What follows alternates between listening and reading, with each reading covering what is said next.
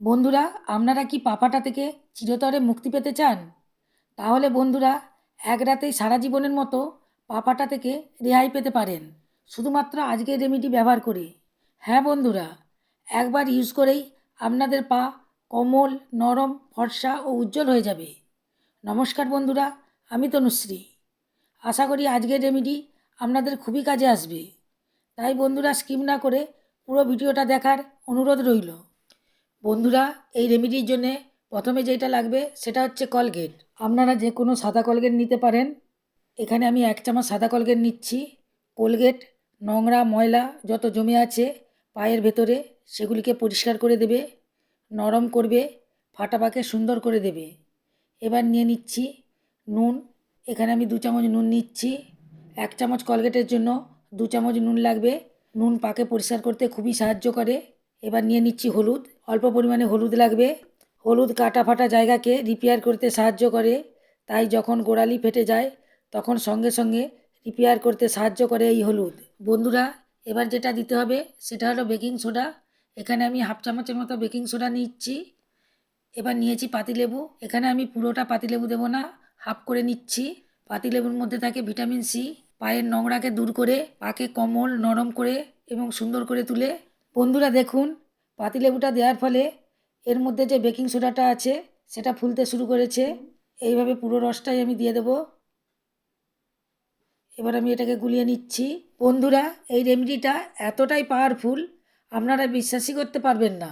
একবার ব্যবহার করলেই আপনাদের পা ফাটা দূর হয়ে যাবে। আপনাদের পা দুধের মতো ফর্সা, উজ্জ্বল ও ঝকঝকে হয়ে যাবে। বন্ধুরা, রেমেডিটা একদম রেডি হয়ে গেছে। তবে এটাকে অ্যাপ্লাই করার আগে পাটাকে ভালো করে ধুয়ে নেবেন। বন্ধুরা, আমি লেবুর রসটা দেওয়ার পর যে খোসাটা রেখে দিয়েছিলাম সেটা দিয়েই এই রেমেডিটা লাগিয়ে নিচ্ছি। এইভাবে আমি ঘষে ঘষে লাগাচ্ছি আর মাঝে মাঝে একটু ওর ভেতরে লেবুর রস আছে সেটা টিপে দিচ্ছি। এইভাবে ভালো করে ঘষে ঘষে লাগাতে হবে। পায়ের আঙুলে, গোড়ালি যেখানে যেখানে ফেটে গেছে সেখানে লাগাতে হবে। এমনকি পায়ের আঙুল টাঙুলও সুন্দর ঝকঝকে হয়ে যাবে। এই জন্য আমি সামনের দিকটাও লাগিয়ে নিচ্ছি। এইভাবে দুটো পাকেই সুন্দরভাবে লাগিয়ে নিতে হবে। এইভাবে ঘষে ঘষে লাগাবেন, তাহলে পায়ের গোড়ালি এক রাতের মধ্যেই আপনাদের নরম, কোমল ও সুন্দর হয়ে যাবে।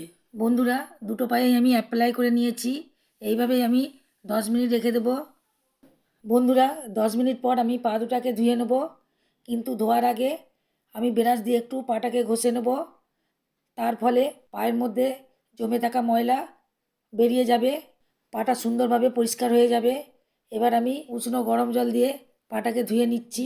বন্ধুরা, আপনারাও অবশ্যই উষ্ণ গরম জল ব্যবহার করবেন, তাহলে পাটা খুব সুন্দর নরম থাকবে। পাটাকে আমি ধুয়ে নিয়েছি। পাটাকে আবার পরিষ্কার জল দিয়ে আমি ধুয়ে নিয়েছি। পাটা সুন্দরভাবে পরিষ্কার হয়ে গেছে। এবার আমি পাটাকে মুছে নিচ্ছি। দেখুন বন্ধুরা, পাটা কত সুন্দর লাগছে, কত সুন্দর পরিষ্কার হয়ে গেছে। দেখুন, আমার পায়ের মধ্যে ফাটাগুলো অনেক বুঝে গেছে।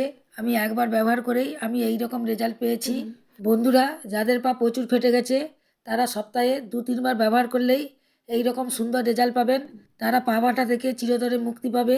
এবার আমি পাটা যাতে নরম থাকে তার জন্য একটু ভেসলিন লাগিয়ে নিচ্ছি। বন্ধুরা, আপনারা যদি আমার মতো করে এই রেমেডিটা ব্যবহার করেন আপনাদের সারা জীবনেও পা ফাটবে না। দেখুন আমার পাটা কত সুন্দর হয়ে গেছে, কত সুন্দর লাগছে। আশা করি আজকের রেমেডিটা আপনাদেরকে খুবই ভালো লেগেছে। তাহলে লাইক করে দেবেন, আমার চ্যানেলকে সাবস্ক্রাইব করবেন এবং বন্ধুদের মধ্যে প্রচুর প্রচুর শেয়ার করবেন।